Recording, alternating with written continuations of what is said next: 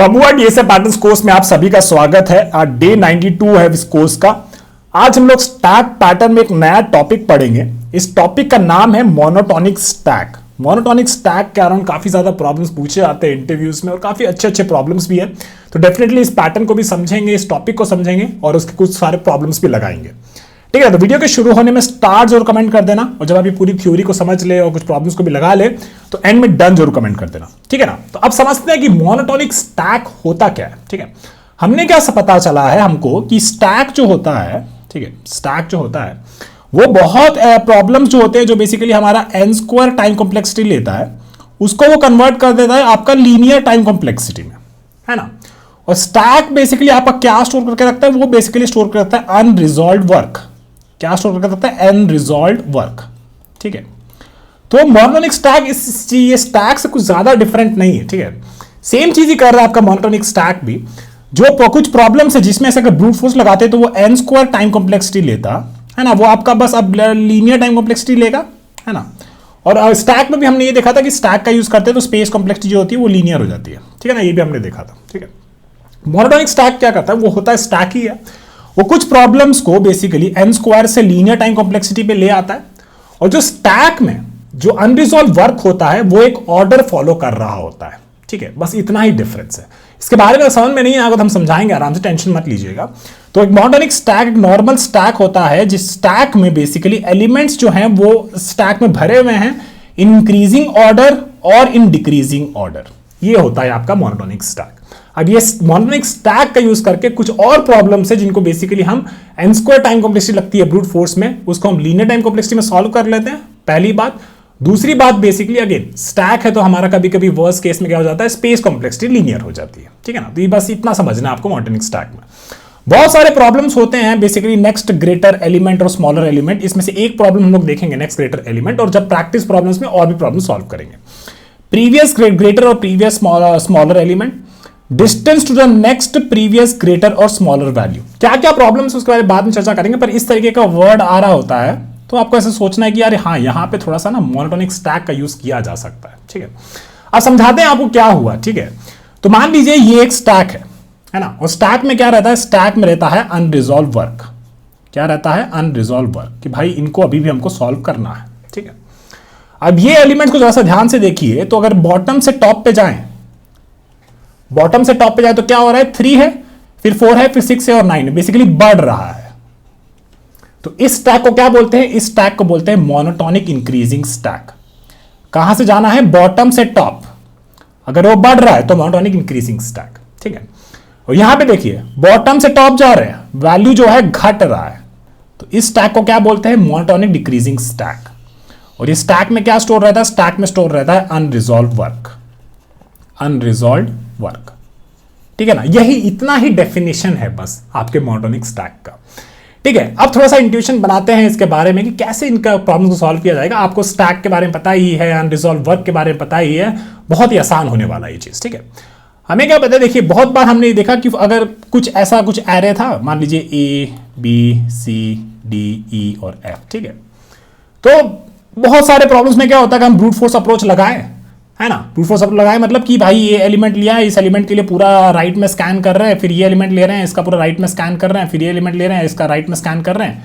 क्यों कर रहे हैं? बेसिकली इन एलिमेंट्स का आंसर ढूंढने के लिए, कुछ तो है ऐसा क्वेश्चन। ठीक है, तो इसमें क्या हो रहा है, इसमें बेसिकली जो है आपका टाइम कॉम्प्लेक्सिटी एन स्क्वायर हो जाता है, क्योंकि एक एलिमेंट के लिए पूरा राइट में स्कैन किए तो बेसिकली n-1 हो जाएगा, फिर इस एलिमेंट के लिए पूरा राइट में स्कैन करें तो बेसिकली n-2 हो जाएगा, फिर n-3 हो जाएगा और बेसिकली एंड में 1 हो जाएगा। तो इसको अगर सम करेंगे तो आपको पता है कि ये एन स्क्वायर लेता है ना। तो ये इस तरीके के प्रॉब्लम्स जो होते हैं, इनमें ब्रूट फोर्स अगर लग रहा है इस तरीके का तो वो टाइम कॉम्प्लेक्सिटी क्या हो जाता है, वो एन स्क्वायर हो जाता है। ठीक है, अब यहां पे देखते हैं इस प्रॉब्लम को, इस प्रॉब्लम पे भी वही ब्रूट फोर्स लगाएंगे, आपको समझ में आ जाएगा कि हाँ यहाँ पे भी एन स्क्वायर लग रहा है। क्यों लग रहा है उसके बारे में तो उतना तो समझ में आना ही चाहिए आपको। ठीक है, तो यहां पे हमें क्या दिया रखा है, 2 1 4 3। पहले प्रॉब्लम का मतलब समझ लेते हैं। प्रॉब्लम हमको यह बोल रहा है कि find next greater element for all elements in an array. ठीक है, यहां पे हमारे पास 2 है, 2 का नेक्स्ट ग्रेटर एलिमेंट क्या है? 1 है? नहीं। 4 है? हाँ भाई 4 है, तो इसका मतलब है कि 2 की जगह पे हम 4 लिख देंगे। ठीक है, 4 इसमें नहीं लिखेंगे, इसको बेसिकली यहां पे ऐसे स्टोर कर लेंगे, नया रिजल्ट एरे बना लेंगे। ठीक है, फिर यहां पे हम 1 पे देखें, है ना। 1 पे देखें कि भाई इसका नेक्स्ट ग्रेटर एलिमेंट क्या है, इसका नेक्स्ट ग्रेटर एलिमेंट 4 है, 4 इससे ग्रेटर है, हाँ भाई 4 है ना, ये 3 भी था इससे ग्रेटर, है ना, लेकिन हमको बताना है कि सबसे नजदीक वाला कौन सा है जो इस 1 से ग्रेटर है, तो इस केस में आप क्या बोलिएगा, 4 ही है, ठीक है। अब 4 की बात करते हैं, 4 में बेसिकली देखे 3 को देखे, 3 बेसिकली 4 से बड़ा है क्या, नहीं, उसके राइट में कोई बड़ा है क्या, नहीं, है ना, तो अगर नहीं है तो बस यहाँ पे कुछ भी बोल दीजिए, -1 या नल कुछ भी ऐसा लिख दीजिए, ठीक है। और यहाँ पे अगर ये 3 बैठा है तो इसका नेक्स्ट ग्रेटर एलिमेंट तो कुछ होगा ही, तो यहाँ पे भी हम लोग -1 कर दिए, ठीक है। अब इस चीज को समझिए, है ना, ये ब्रूट फोर्स अप्रोच में क्या हुआ, एक एलिमेंट को पकड़े, राइट में जाते गए, तब तक कि हमको कोई एलिमेंट नहीं मिल गया जो कि बेसिकली 2 से बड़ा था, जैसे ही मिल गया तो 2 के लिए हमको जवाब मिल गया, है ना। तो हो सकता है कि पहला वाला केस में पूरा एंड तक चलें, इसके केस में पूरा एंड तक चलें, अगर मान लीजिए सारा एलिमेंट इक्वल था, 1 1 1 1 1 ऐसा था, है ना, तो इस केस में क्या करिएगा, पूरा एंड तक चाहिएगा, आपको आंसर नहीं मिलेगा, -1। इस केस में क्या करिएगा, पूरा एंड तक चाहिएगा कि नहीं मिलेगा, क्या करिएगा, -1। इस केस में क्या करिएगा, पूरा एंड तक चाहिएगा, नहीं मिलेगा, -1, है ना, तो पूरा n-1 + n-2 वैसा करना है। तो हुआ क्या कि इस क्वेश्चन के लिए अगर ये ब्रूट फोर्स अप्रोच से जाएंगे तो टाइम कॉम्प्लेक्सिटी क्या हो जाएगा, टाइम कॉम्प्लेक्सिटी आपका n² हो जाएगा, स्पेस कॉम्प्लेक्सिटी आपका लीनियर हो जाएगा, ठीक है। थोड़ा सा बस अभी चलते रहिए, आपको समझ में आएगा कि कैसे इसमें स्टैक यूज हो रहा है, मोनोटोनिक स्टैक यूज हो रहा है, उसके बारे में तो बाद में चर्चा करेंगे, लेकिन अभी प्रॉब्लम को समझिए, ठीक है, प्रॉब्लम क्या हो रहा है। चलिए अब बात करते हैं कि मोनोटोनिक स्टैक इसे कैसे सॉल्व करता है ना, यहां पे हम आपको डायरेक्ट बता दे रहे हैं, फिर इसका आपको जब ये डायरेक्ट इस चीज को आप समझ लीजिएगा तो आपको ऑटोमेटिकली क्लिक करने लगेगा कि क्यों यहां पे मोनोटोनिक स्टैक यूज हो रहा है, ठीक है। मोनोटोनिक स्टैक क्या करता है ना, स्टैक आपका बेसिकली अनरिजॉल्व वर्क को रखता है। मोनोटोनिक स्टैक क्या करेगा, stores only elements that can still be useful, है ना। एक स्टैक यही करता है कि बेसिकली जो जो एलिमेंट्स बच रहे हैं, जिनका अभी हमको जवाब नहीं मिला है, अनरिजॉल्व है, उनको हम लोग स्टोर करके रखते हैं, ठीक है। तो कहने का मतलब ये हुआ, the stack store elements whose answers are still unresolved, that's it, ठीक है। और इस मोनोटोनिक स्टैक में एक ऑर्डर में एलिमेंट्स रहते हैं। अब हम लोग क्या करेंगे, अगर ऐसा है तो हम लोग सोचते हैं, ठीक है, एक बार के लिए क्या करेंगे, इस एरे को देखते हैं और एक बार लाइन बाय लाइन करके एक एक एलिमेंट को एक टाइम पे देखते हैं, है ना। तो यहाँ पे हम एक डब्बा बना देंगे, ठीक है, यहाँ पे एक डब्बा बना देते हैं, ठीक है। अभी हम देखें यहाँ पे 2 को, ठीक है, यहाँ पे हम देखें 2 को, तो अभी तक तो हम केवल 2 ही को देखें, है ना। तो अगर आपको केवल यहाँ पे 2 ही रहता तो 2 का तो कोई नेक्स्ट ग्रेटर एलिमेंट है नहीं, तो बोलेंगे चलो ठीक है भाई, इसको छोड़ो और आगे बढ़ो, तो यहाँ पे हम आगे 0 पे आ गए। तो कहने का मतलब क्या हुआ कि अनरिजॉल्व वर्क में हम कह सकते हैं कि 2 हमारे पास है, ठीक है। अगर आपको ऐसा कहा जाता है कि भाई एरे में केवल 2 ही, क्योंकि इनिशियली तो केवल आप 2 ही को देखे ना, उससे ज्यादा तो नहीं देखे, तो अगर केवल 2 ही को देखे तो उसका तो नेक्स्ट ग्रेटर एलिमेंट कुछ हो नहीं सकता है, ठीक है, आराम से समझिए, ठीक है।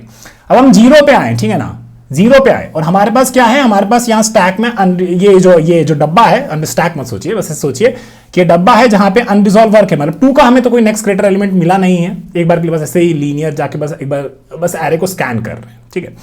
अब यहाँ पे हम 0 पे आए, है ना, हम पूछेंगे भाई इसमें कुछ अनरिजॉल्व वर्क है क्या, तो बोलेगा है, लेकिन और 0 उससे बड़ा है क्या, तो बोलेगा नहीं 0 से बड़ा नहीं है, तो हम बोलेंगे ठीक है भाई 0 को भी रख लो, और 0 का भी तो हमको जवाब तो नहीं मिलेगा क्योंकि उसके राइट वाले को तब तक देखे नहीं है, तो 0 को भी हम लोग एक बार रख लेते हैं ऐसे, ठीक है। अब देखिए अब आपके पास क्या आया, अब आपके पास आया 1 आया, है ना, आपके पास क्या आया, 1 आया, और हम बोले 1 बेसिकली यहाँ पे अनरिजॉल्व वर्क है, बोलेगा हाँ भी है, क्या क्या है, 2 और 0 है ना। और फिर हम बोले कि 1 जो है इसमें से 0 से बड़ा है, बोलेगा हाँ भाई बड़ा है, तो इसका मतलब क्या हुआ, 0 का हमको नेक्स्ट ग्रेटर एलिमेंट मिल गया, 1 हमको मिल गया, ठीक है। अब 1 पे हम बोलेंगे कि भाई वो 2 से बड़ा है क्या, तो बोलेगा 2 से बड़ा तो नहीं है। और ऐसा हम ऐसे पीछे से जाके क्यों किए, ऐसा हम इसलिए किए, 2 रीजन के कारण हम ऐसा किए, है ना। पहला रीजन ये था कि ये डब्बा में क्या बता रहा है, ये डब्बा में बता रहा है अनरिजॉल्व वर्क, अनरिजॉल्व वर्क का मतलब यहां पे क्या हुआ, यहां पे ये हुआ कि यहां पे जो ये एलिमेंट्स हैं इनका नेक्स्ट ग्रेटर एलिमेंट हमको नहीं मिला है अब तक, पहला बात, ठीक है। दूसरा बात ये हुआ कि अगर इन एलिमेंट्स का 2 और 0 का हमको बेसिकली नेक्स्ट ग्रेटर एलिमेंट नहीं मिला है, तो मतलब ये 2 और 0 एक ऑर्डर फॉलो कर रहा है, क्योंकि अगर ये 0 2 से बड़ा होता तो 2 का हमको मिल गया होता, है ना। तो ये बेसिकली एलिमेंट जो है एक ऑर्डर में है, और अगर ये ऑर्डर में है और अगर 1 हमको ये 0 से बड़ा मिल जाता तो शायद ये 1 2 से बड़ा हो या फिर 2 से छोटा हो, इसके बारे में हम गारंटी दे सकते हैं।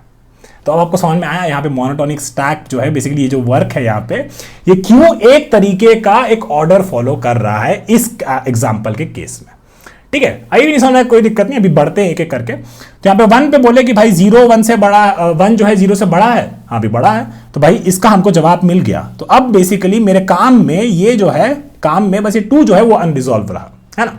और अगर इस 1 की बात करते हैं तो 1 का तो अभी हमको कोई जवाब ही नहीं मिला, क्योंकि अभी तक हम क्या देखे हैं, 2 0 और 1 देखे हैं, 2 0 और 1 देखे। ठीक है, अब हमारे पास क्या आया, हमारे पास एक नया एलिमेंट आया है, 3 आया है। ठीक है ना। और हम पूछेंगे कि भाई 3 के लिए यहां पे कुछ अनरिजॉल्व वर्क है क्या स्टैक में, सॉरी इसमें, इस डब्बा में कोई अनरिजॉल्व वर्क है क्या। तो बोलेंगे ठीक है भाई, और हम लोग क्या देख रहे हैं कि हाँ ठीक है, यहां से चलते हैं, यहां से पीछे चलेंगे, है ना। अब समझ में आ गया क्यों जा रहे हैं। 3 के लिए हम ऐसा लेफ्ट से राइट क्यों जाएंगे, मतलब कि अनरिजॉल्व वर्क में ऐसा पूछेंगे कि भाई 3 जो है 1 से बड़ा है, पहले ये पूछेंगे। फिर बोल रहा हूं हम ऐसा कह रहे हैं, ठीक है ना। फिर 2 के लिए हम ऐसा कह रहे हैं कि ठीक है 1 के लिए कर लिया, तो 3 अगर 1 से बड़ा है तो इसका हमको मिल गया कि हाँ 1 से बड़ा क्या है, 3 है। ठीक है, फिर हम बोलेंगे कि अब क्या बच रहा है अनरिजॉल्व में, यहाँ पे 2 बच रहा है, 3 2 से बड़ा है कि यहाँ भी बड़ा है, तो इसको भी रिजॉल्व कर दीजिए, यहाँ पे भी 3 हो गया, है ना। लेकिन ऐसा क्या है, ऐसा क्यों कह रहा है कि भाई यहां से आपको यहां से राइट से ऐसे लेफ्ट जाना है, क्यों ऐसा कह रहे हैं। पहला एक बात तो है कि हाँ यार इसमें अनरिजॉल्व वर्क है, तो उनको हमको रिजॉल्व करना है, पहला बात ये हो गया। अब इसको समझते हैं थोड़ा केस बाय केस, ठीक है ना। तो मान लीजिए कि आपके पास 2 एलिमेंट है, 3 एलिमेंट है, मान लीजिए ए बी और सी। ठीक है, आपके पास है ना ये अनरिजॉल्व वर्क में ये एलिमेंट्स बच रहे हैं, और हमारे पास मान लीजिए कोई डी करके एक एलिमेंट। ठीक है, अगर ये सारे बच रहे हैं, इसका मतलब क्या हुआ, इसका मतलब ये हुआ कि ए जो है, ए का कोई भी इसमें बी और सी में कोई भी ए से बड़ा नहीं था, तो इसका मतलब क्या हुआ, सबसे बड़ा ए हो गया।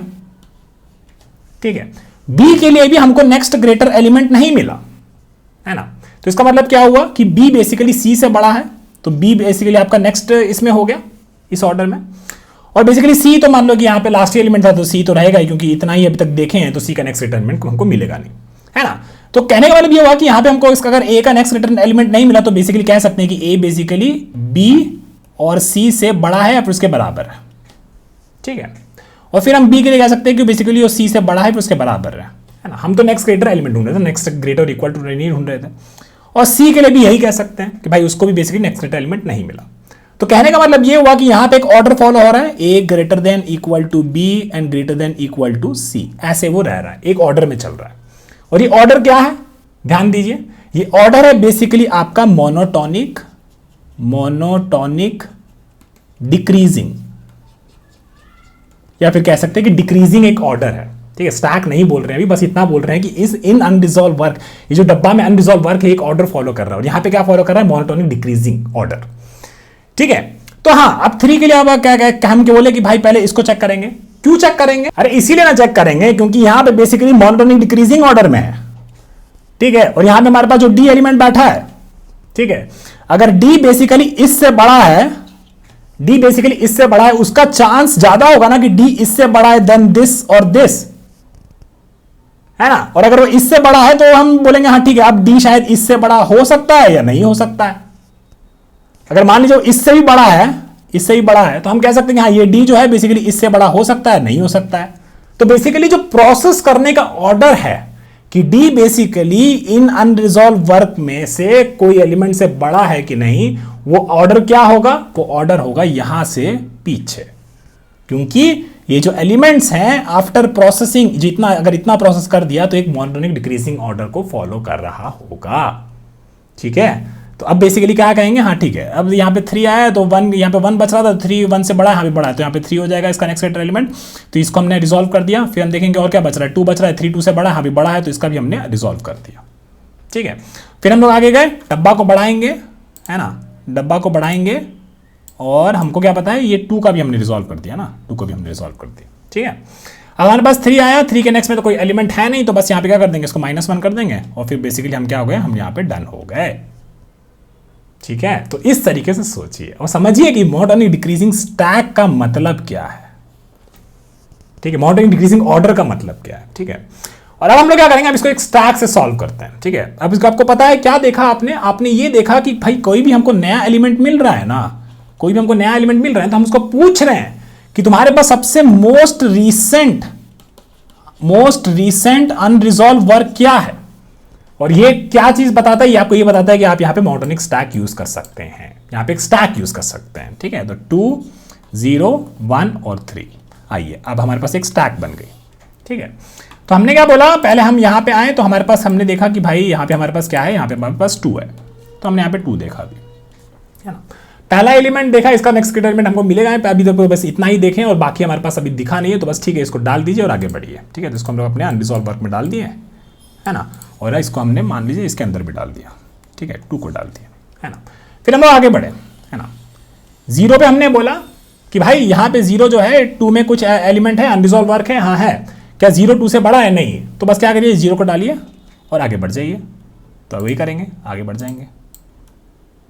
ठीक है, अब हम लोग कहाँ पे आए? हम लोग 1 पे आए। 1 पे पूछे स्टैक में अनरिजॉल्व वर्क है? हाँ है।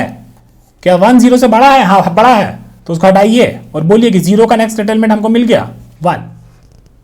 ठीक है, फिर हम बोलेंगे 1 के लिए भाई कि और भी अनरिजॉल्व वर्क है क्या? हो सकता है तो और भी एलिमेंट्स हो, है ना, जिसमें 1 बेसिकली उनसे बड़ा। इस केस में है 2, लेकिन 1 2 से बड़ा नहीं है। तो बोलेंगे ठीक है भाई 0 का मिल गया था, 2 का हमको नहीं मिला, और ये अब और एलिमेंट्स नहीं है, तो 1 को भी डाल दीजिए इसके अंदर। सेम रीजन क्यों डाल सकते हैं? इसीलिए डाल सकते हैं ना भाई कि ये जो स्टैक है ये एक डिक्रीजिंग ऑर्डर में फॉलो कर रहा है ना। और 1 तो बेसिकली वो था आपका कि कोई भी एलिमेंट है 1 उससे बड़ा नहीं है, तो बेसिकली 1 को भी डाल दीजिए। तो ये बेसिकली आप कभी भी ऑर्डर, वो जो ऑर्डर हम बताएं डिक्रीजिंग ऑर्डर, वो भी फॉलो कर रहा है। चलिए फिर आगे बढ़िए। तो ये आपका हो गया 2 0 1 है ना। अब बेसिकली हम 3 पे आए। 3 पे हम पूछें इसमें अनरिजॉल्व वर्क है क्या? बोलेगा हाँ भाई है। फिर हम बोलेंगे 3 अनरिजॉल्व वर्क है और 1 से बड़ा है क्या? हाँ भाई है। तो 1 का हमको नेक्स्ट ग्रेटर एलिमेंट मिल गया 3। फिर हम पूछेंगे और भी अनरिजॉल्व वर्क है क्या? बोलेगा हाँ भाई 2 है। 3 2 से बड़ा है क्या? हाँ भाई है। तो इसका भी हमको नेक्स्ट ग्रेटर एलिमेंट मिल गया, क्या मिल गया? 3 मिल गया। तो यहाँ पे हम 3 डाल दिए। देख रहे हैं हम स्टैक का कैसे यूज हो रहा है। और फिर अब बोलेगे अब तो 3 के लिए और अनरिजॉल्व वर्क है क्या? तो बोलेगा नहीं भाई कुछ भी नहीं बचा। तो 3 को सीधा डाल दीजिए, इसमें कुछ है ही नहीं, तो क्या कर दिखिएगा, है ना। तो और फिर इसका मतलब हुआ कि ये अभी हम तुरंत देखें, तो उसको बस सीधा स्टैक में डाल दीजिए और आगे बढ़िए, हो गया काम। तो यहाँ पे बेसिकली हमारे पास ये हो गया।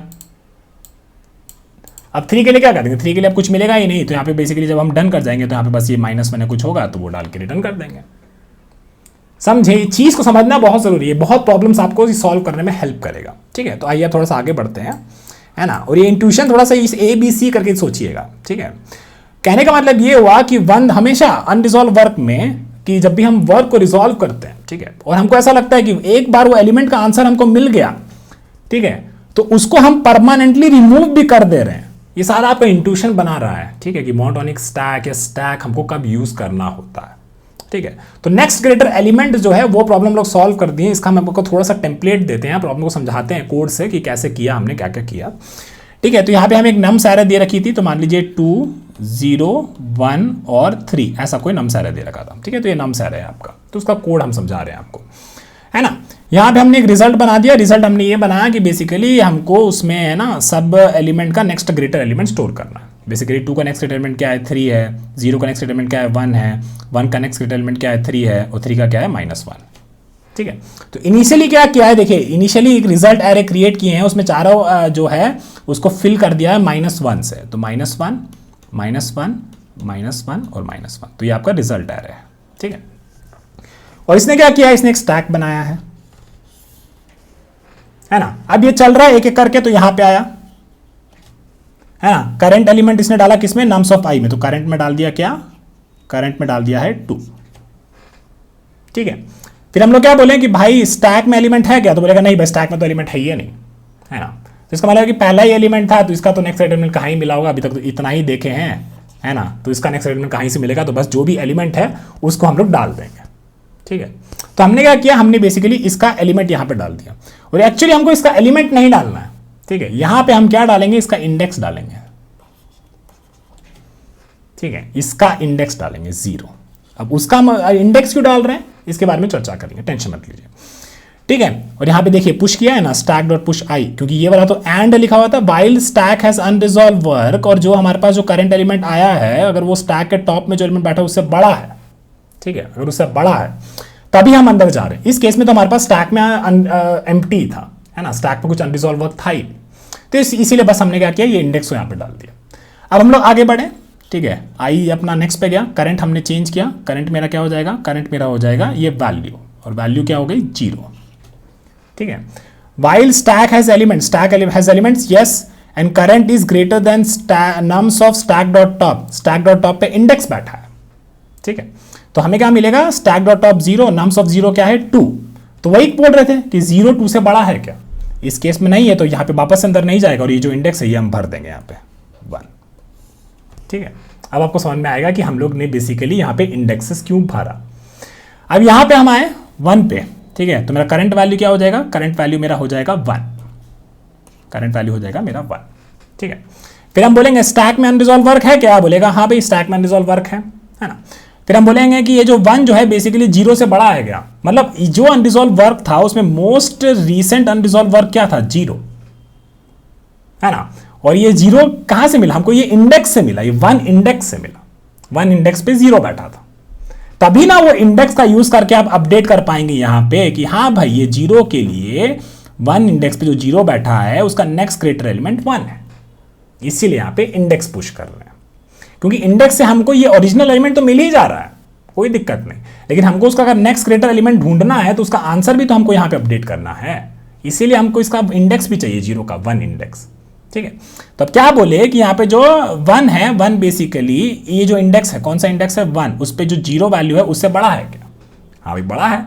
तो बस क्या करिए, ये जो आंसर है 1 इसको अपडेट कर दीजिए इसी इंडेक्स पे। तो इस पर हम लोग क्या अपडेट कर दिए, 1 अपडेट कर दिए।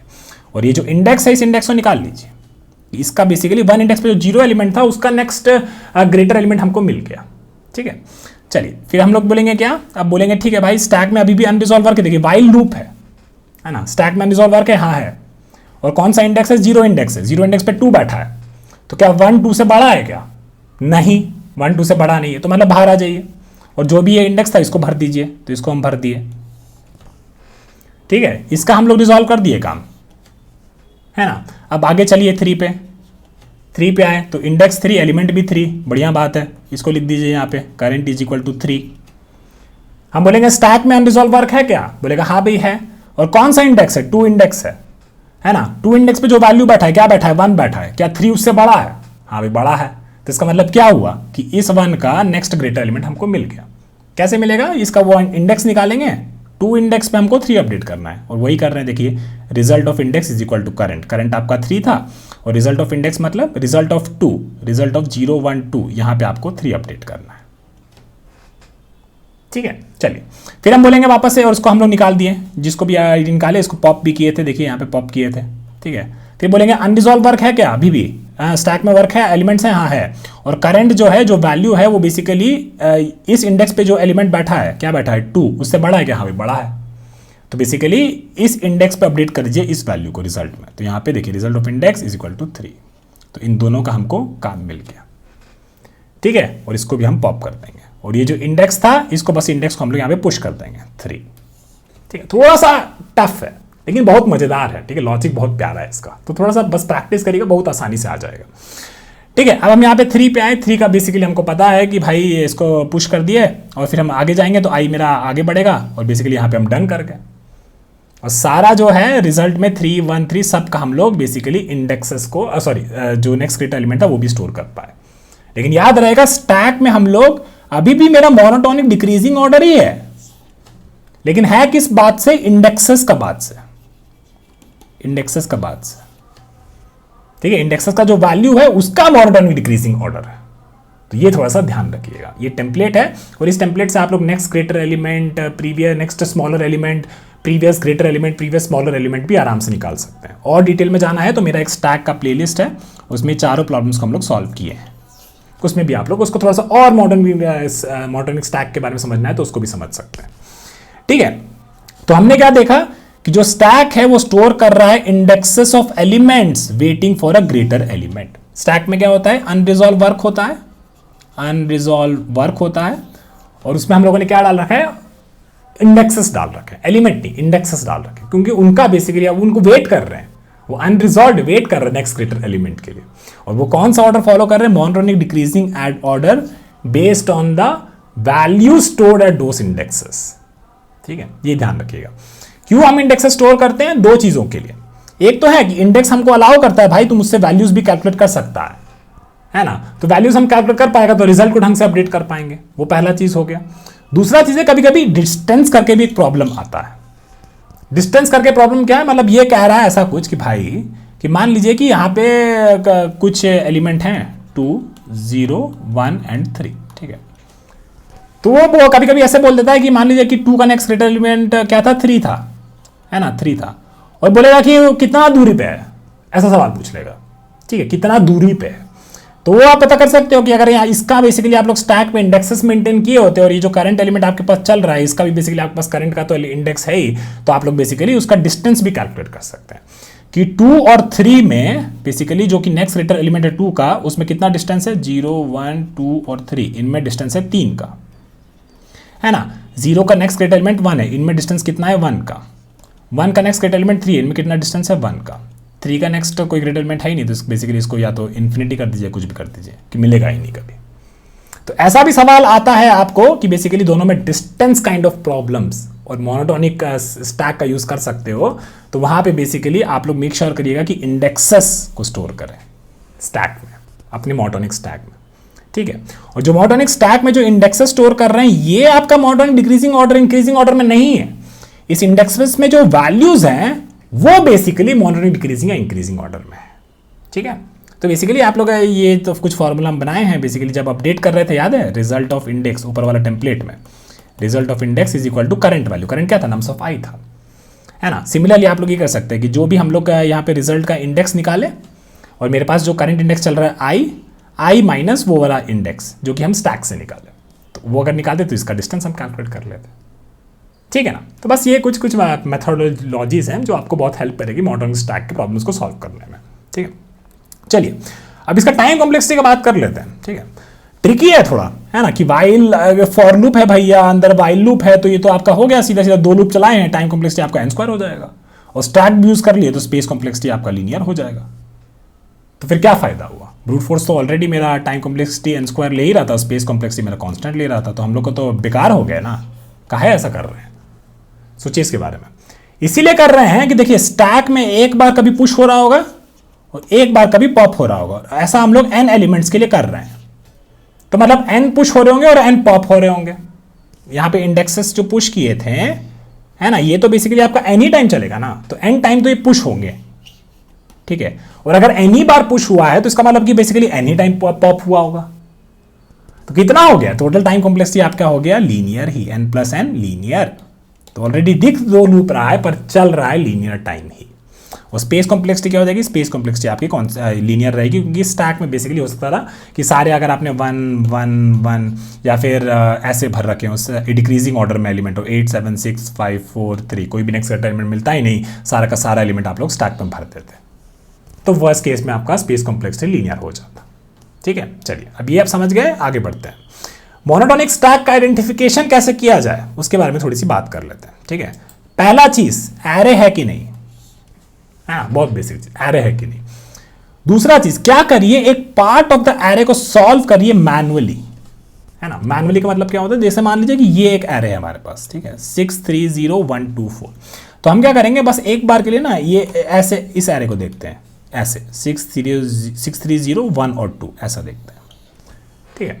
तो बस इनको ना मैनुअली ऐसे बस सॉल्व कर ली, क्या क्या कितना क्या ही मुश्किल है। नेक्स्ट ग्रेटर एलिमेंट के बारे में हम सोच रहे थे, तो यहाँ पे 0 का नेक्स्ट ग्रेटर एलिमेंट 1 हो जाएगा, तो 0 का हमको मिल गया काम, 1 का नेक्स्ट ग्रेटर एलिमेंट 2 हो जाएगा, तो 1 का हमको मिल गया, तो 1 का 1 भी रिजॉल्व कर दिए, फिर और 3 का हमको अगर यही डब्बे में बस देखना है part of the array starting से थोड़ा सा कुछ रिजॉल्व करके देखिए। यहाँ पे 6 का नेक्स्ट ग्रेटर एलिमेंट अभी तक तो इस डब्बे में तो नहीं है, 3 का नेक्स्ट ग्रेटर एलिमेंट इस डब्बे में नहीं है, 2 का नेक्स्ट ग्रेटर एलिमेंट इस डब्बे में तो नहीं है, तो अनरिजॉल्व वर्क हमारे पास क्या बचा, 6 3 और 2, ठीक है। और यहां क्या दिखा, यहां दिखा हमको क्या दिखा, यहां पे दिखा एक ऑर्डर, मोनोटोनिक डिक्रीजिंग ऑर्डर, है ना। तो ये बेसिकली मल्टीपल पॉइंट्स हैं जहां पे आपको ये सोचना है कि इस प्रॉब्लम को हम मोनोटोनिक स्टैक से सॉल्व कर सकते हैं कि नहीं कर सकते।